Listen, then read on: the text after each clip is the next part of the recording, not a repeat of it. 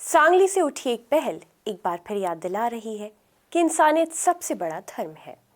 जब मदद का हाथ आगे बढ़ता है तो वो सामने वाले का मजहब या जाति नहीं देखता, सिर्फ उसकी ज़रूरत देखता है।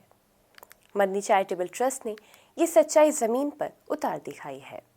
आदाब, मैं हूँ आपके साथ अमीना माजिद और आप देख रहे हैं आवाज़ वॉइस। सांगली में मदनी चैरिटेबल ट्रस्ट ने ज़िले के गरीब और मेहनती परिवारों की आर्थिक और सामाजिक हालात को मजबूत बनाने के लिए एक पहल शुरू की है। हाल ही में ट्रस्ट ने 50 ज़रूरतमंद परिवारों को फलों से भरी हाथगाड़ियाँ फ्री डिस्ट्रीब्यूट की हैं, जिससे उन्हें मदद मिली है।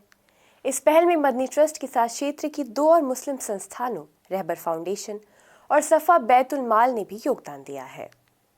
इन तीनों संस्थानों की इस पहल को कामयाबी की ओर ले गया है। ये इस बात का एग्जाम्पल है कि जब समुदाय और संस्थानें एकजुट होकर काम करती हैं तो समाज में अच्छा बदलाव लाया जा सकता है। सांगली शहर में आयोजित इस प्रोग्राम में जब लोगों ने नई हाथगाड़ियाँ और फलों को स्वीकार किया तो उनके चेहरे पर आत्मविश्वास और उत्साह झलक रहा था।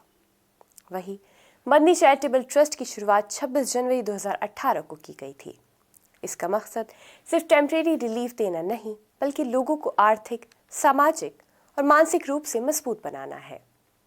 इस संगठन के संस्थापक हाफिज सद्दाम सैयद, सूफियान पठान और उनके साथी हैं, जिन्होंने ये सुनिश्चित किया कि संगठन महिलाओं, बच्चों और हाशिए पर पड़े लोगों के लिए आशा की किरण बन सके।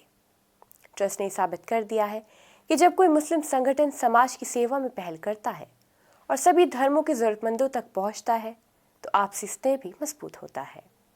ये पहल समाज में सकारात्मक सोच और जिम्मेदार नागरिकता का संदेश देती है।